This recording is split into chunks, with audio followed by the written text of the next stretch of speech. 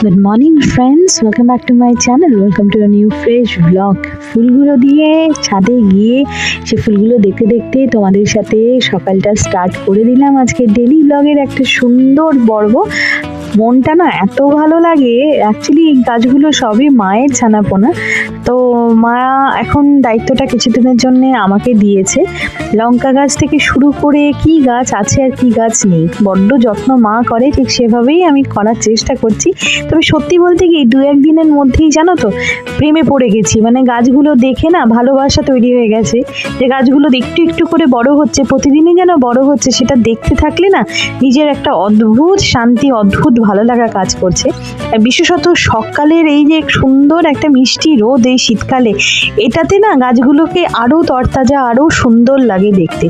সবচেয়ে মন কাড়া লাগলো এই ছোট্ট কিউট বাচ্চা এই জবা ফুলের গাছটা। তো এই তো welcome back to my channel, welcome to new fresh blog. কেমন আছো তোমরা সবাই? আশা করি খুব ভালো আছে, সুস্থ আছে। আমি চলে এসেছি ছাদে, আর ছাদের থেকেই তোমাদের ছাদ বাগানটা দেখিয়ে দিই। মর্নিংটা স্টার্ট করে দিচ্ছি।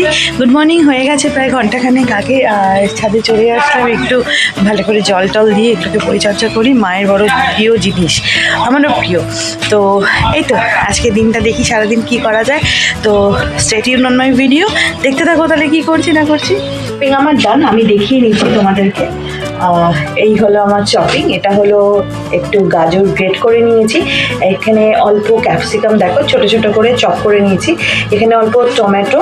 আর যদিও আমি টমেটোটা কিন্তু বীজ ফেলেই খাচ্ছি, আমি জানি মানে শুনেছি যে টমেটো নাকি থাইরয়েড হলে খাওয়া যায় না বিশেষ, আর তবে অনেকে বলে এটা মিথ। আর এখানে যতটা ক্যাবেজ আছে ততটা মানে বাঁধাকপি আমি নেব না, ততটা ক্যাবেজ আমি নেব না, এখান থেকে কিছুটা অল্প ব্যবহার করবো, অল্প হয়ে যাবে। আচ্ছা, তো চলো রান্নাটা তোমাদের সাথে শেয়ার করে নিই, ব্রেকফাস্টে কী বানাচ্ছি, লেটস সি। তো বন্ধুরা, ছুটির দিনে একটু স্পেশাল ব্রেকফাস্ট খেতে কার না ভালো লাগে। এখানে দেখতে পাচ্ছি দুটো ডিম নিয়ে নিলাম, আমি এখানে দুজনের জন্য ব্রেকফাস্ট প্রিপেয়ার করছি। আর ওই যে ক্যাবেজ, ক্যাপসিকাম ওটা দিয়ে ভালো করে সেটাকে নাড়াচাড়া করে দুটো ব্রেডের মধ্যিখানে দিয়ে এবার এটাকে আমি প্যান রোস্ট করব। মানে গ্রিলার আমাদের নেই সেরকম ভাবে, তো সেই জন্য আমি ফ্রাইং প্যানেই করব। এটা খেতে ভীষণ ভালো লাগে, মানে ওপরের ব্রেডটা ভীষণভাবে ক্রিস্পি হয়ে যায়। উম আর এই যে দেখো এখানে দেখতেই পাচ্ছ আমি দুটো পাউরুটি দিয়ে দিয়েছি। আরেকটা পাউরুটিও দিয়ে দিলাম। তো একটু অন্যরকম, একটু অন্য ধরনের, তার সাথে সবচেয়ে বড় কথা এটা বাচ্চারাও খেতে খুব ভালোই বাসবে আশা করি। কারণ এটাতে অনেক ভেজিটেবলস, গ্রিনস অনেক যাচ্ছে এবং খেতেও কিন্তু সত্যি ভালো হয়েছিল। মানে একদম তেল লাগে না। আমি কিন্তু কোনো রকম তেল বা বাটার আমি ইউজই করিনি এটা রোস্ট করে। তো এই যে এটা ফাইনাল লুক, একটু স্ক্র্যাম্বল এগ আর এখানে ব্রেড টোস্ট, সাথে একটু হলিডে বা সানডে স্পেশাল বা উইকেন্ড স্পেশাল বলতে পারো কফি। ব্রেকফাস্ট নিয়ে চলে আসলাম, দুর্দান্ত একটা weekend breakfast. It's looks like yum, এবং খেতেও ভীষণ ইয়াম, বানাতে ভীষণ সহজ। আর সাধারণত আমি টি পারসন, বাট ছুটির দিনে একটু কফি খেলে ভালোই লাগে। তো তোমরা কি কি ব্রেকফাস্ট বানাতে ভালোবাসো, কীরকম কীরকম ব্রেকফাস্ট তোমরা যে সমস্ত উইকেন্ডসগুলো থাকে বা ছুটির দিন থাকে কেমন করে বানাও, অবশ্যই কিন্তু আমার সাথে কমেন্ট বক্সে শেয়ার করে নিও। চলো আমি ব্রেকফাস্ট করে নিই, তুমি দেখতে থাকো। এই বন্ধুরা, আজকে আমি আমার কাজকর্ম ঘরের মোটামুটি কমপ্লিট হয়ে গেছে। একটু রান্না করেছিলাম, যেহেতু ছুটির দিন আমি রান্না করার ট্রাই করি, তো সেই জন্য ভালো করে ডিট্যাঙ্গলার ব্রাশ, এরকম ধরনের ডিট্যাঙ্গলার হেয়ার ব্রাশ দিয়ে ভালো করে চুলটাকে কোম করে নিতে হবে এবং ট্যাঙ্গেলগুলোকে রিমুভ করে নিতে হবে। যাতে কি হবে, যাতে তোমার তেল যাতে মানে ইউজ করার পরে, অ্যাপ্লাই করার পরে যাতে তোমার মানে চুলটাতে জট আর না হয়, ট্যাঙ্গেল না হয়। অ্যাকচুয়ালি আমি এখানে অ্যাপ্লাই করছি ন্যাট হ্যাবিটের এই হেয়ার অয়েলটা।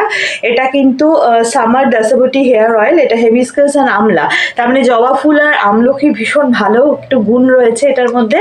এই তেলটার মধ্যে তোমরা দেখতেই পাবে, দেখো হার্বসগুলো দেখতে পাবে, জাস্ট লুক। তো এটাকে নিয়ে নেব, খুব অল্প নেব কারণ আমার লো পোরোসিটি হেয়ার। আর এভাবে হাতে করে নিয়ে নেব, হাতে করে নিয়ে এটাকে একটু স্ক্যাল্পে ফার্স্টে এভাবে লাগিয়ে নেব। এটা কিন্তু হেয়ার গ্রোথে ভীষণ মানে ভালো আর কি হেল্প করে। জাস্ট এভাবে নিয়ে ভেতর ভেতর ভালো করে, খুব অল্প নিচ্ছি, খুব একটা বেশি নেব না, ভালো করে এভাবে মাসাজ করে নিতে হবে হেয়ারটাতে, যাতে সমস্ত স্ক্যাল্পে ভালো করে অ্যাপ্লাই হয়।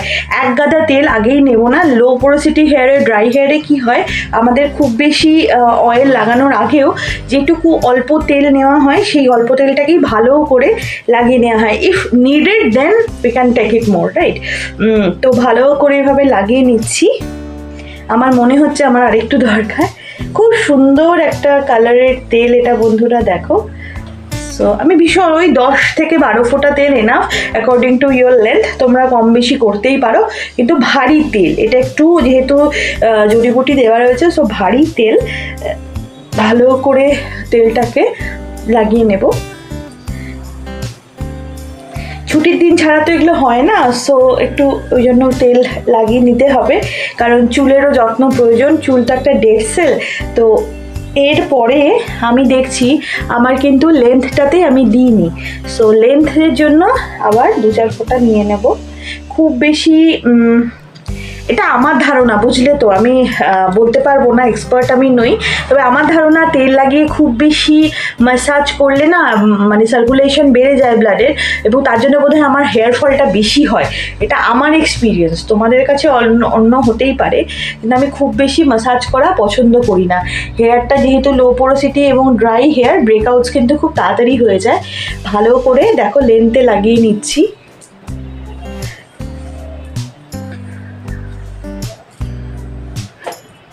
আমি ছুটির দিনগুলোতে চেষ্টা করি, কিন্তু খুব বেশি একদম টানাটানি মাসাজ জাম্পি আমি করি না। অনেকে করতেও পারো, কিন্তু আমি করি না। আমার ব্রেকআউটস কিন্তু অনেক বেশি হয়ে যায়। তো আমার লাগানো হয়ে গেছে। এরপরে তেলটা অ্যাপ্লাই করা পুরো শেষ। সুন্দর করে দেখো অ্যাপ্লাই করে নিয়েছি।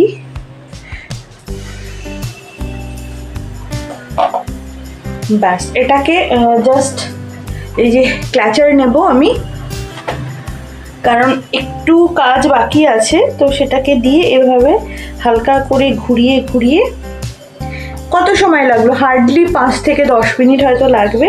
এই ক্ল্যাচারটা দিয়ে দেখো আমি হেয়ারটাকে ভালো করে টাই করে নিলাম। ব্যাস, রেডি টু গো।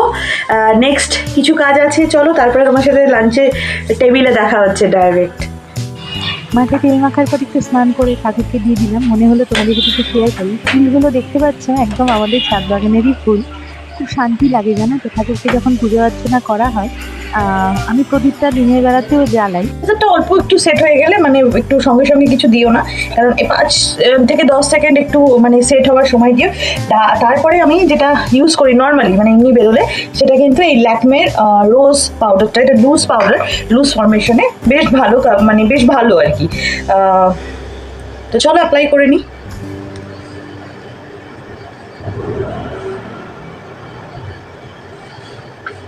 এটা অ্যাপ্লাই করা খুবই সহজ, তোমরা ব্রাশ দিয়ে অ্যাপ্লাই করতে পারো। আমার এখানে এই কটন টিস্যুটা দিয়ে আমি অ্যাপ্লাই করছি।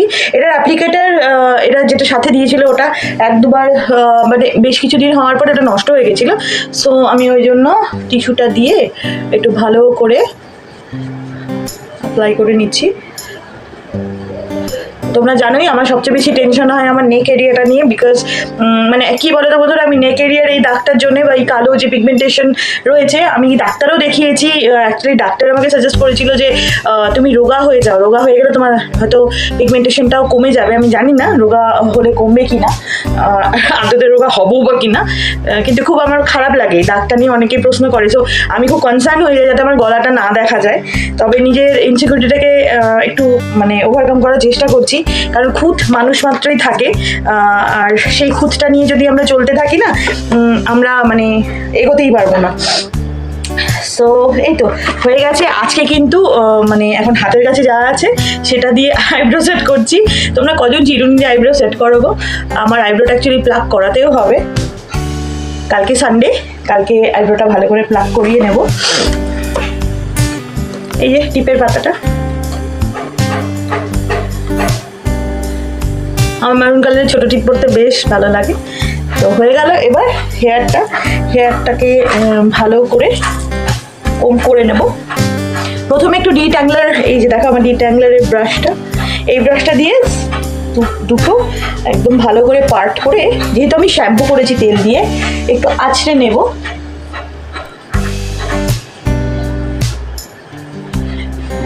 মা আমাকে একটা কথা বলেছে জানো তো, হাসবে তোমরা শুনলে। আমি যেহেতু আমার মিররটা এখানে সেট করা, আমি এই জায়গাটা খুব রিসেন্ট আমি চেঞ্জ করে দেবো। মা আমাকে মানে আমার মা না ঘর গোছানো নিয়ে খুব মানে পিটপিটে। এবার দেখো আমরা যারা কোয়ার্টারে থাকি তারা তো খুব মানে ছোট গভর্নমেন্ট কোয়ার্টার যাদের, হ্যাঁ মানে অফিসার হলে এক ব্যাপার, আমি অফিসার নই এখনো পর্যন্ত। তো আমাদের কোয়ার্টারগুলো না তো বড় নয়। এবার কি হয়, জায়গা মানে আগে আমরা যেখানে থাকতাম, যে বাড়িটাতে মানে ভাড়া থাকতাম, তো সেখান থেকে কোয়ার্টারের আসার পরে না জায়গাটা মানে কোয়ার্টারটা একটু অদ্ভুত প্যাটার্ন।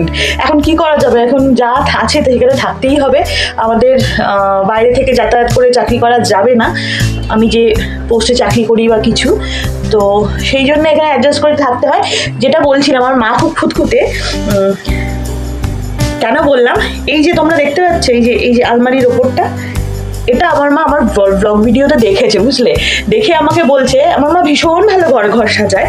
মানে এখনো পর্যন্ত বলো, ড্রেসের ম্যাচিং বলো, এত বড় হয়ে গেছি, মায়ের সাজেশন ছাড়া কিন্তু মানে টাচউড যে পাচ্ছি সেই সান্নিধ্যটা সবার, মানে আমি নিজেকে খুব ব্লেসড মনে করি। তো সেই সাজেশন ছাড়া কিন্তু হয় না। মানে আমার ভালো লাগে, মানে আমার মায়ের চয়েসেসগুলো বলো বা কিছু, আমার খুবই ভালো লাগে। তো কিছুই করবো না, সামান্য একটু চুলটাকে একটু বেঁধে নেব, জাস্ট এভাবে একটু আটকে নেব, বিকেল বেলা তো।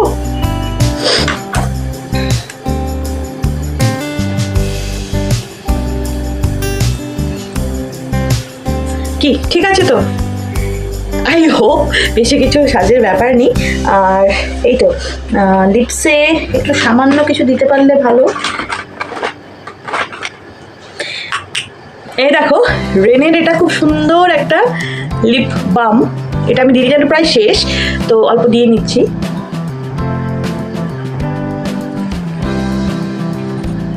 ন্যাট হ্যাবিটের তেলের অনেক গুণাগুণ আছে, কিন্তু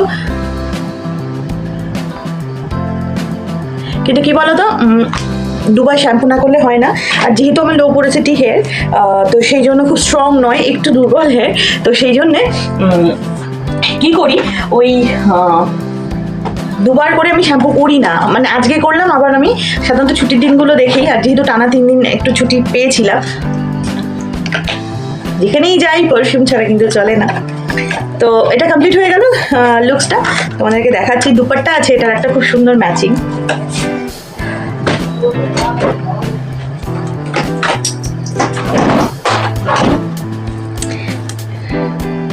এই তো এটা হলো ঘড়িটা।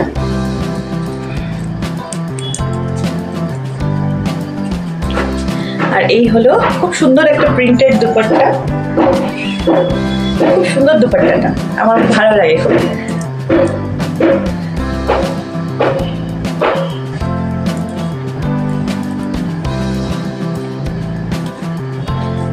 কানে দুল পড়তে ভুলে গেছি, হায় হায়।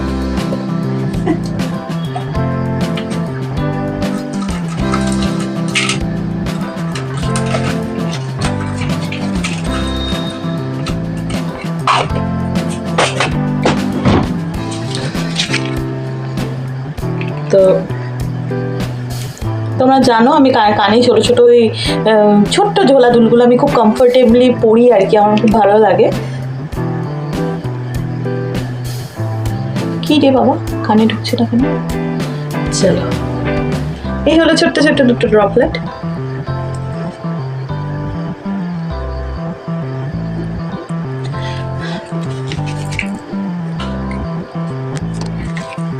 তো বন্ধুরা দেখতেই পাচ্ছ আমি এখানে রেডি হয়ে গেছি, এই যে। তো চলো বাজার থেকে ঘুরে আসি, সবজি বাজার আর কিছু গ্রসারি নেবো, যদি ভিডিও করতে পারি একটু দেখাবো, আদারওয়াইজ ফিরে এসে আবার কথা হচ্ছে। ডিনার বানাতে চলে আসলাম, বাজারে গেছিলাম, বলেই গেলাম যে বাজার যাচ্ছি। অল্প একটু আমাদের এখানে উত্তরবঙ্গের ভীষণ ভালো লোকাল মাছ পাওয়া যায়, খেতে খুব ভালো লাগে, একদম লাইট, তো সেরকম একটা মাছ নিয়ে আসলাম। আমরা সাধারণত ওরকমই খেয়ে থাকি। আর হচ্ছে একটু সহজ ডিনারের কোনো কারি যদি বলতে চাও, তার মানে আমার কাছেই হচ্ছে সেটা চিকেন কারি, যেটা খাওয়াও ভালো, যেটাতে তুলনামূলক ফ্যাট পার্সেন্টেজ অনেক কম থাকে।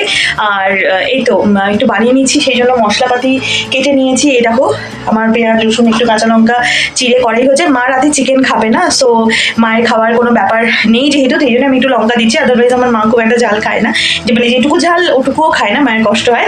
আমি অল্প একটু খেতে পারি। আর চিকেনগুলোকে মোটামুটি ধুয়ে এখানে রেডি করে রেখে দিয়েছি চিকেন। আর দুটো আলু দেবো, বেশি দেবো না, কারণ দুজনের জন্যই বানাচ্ছি।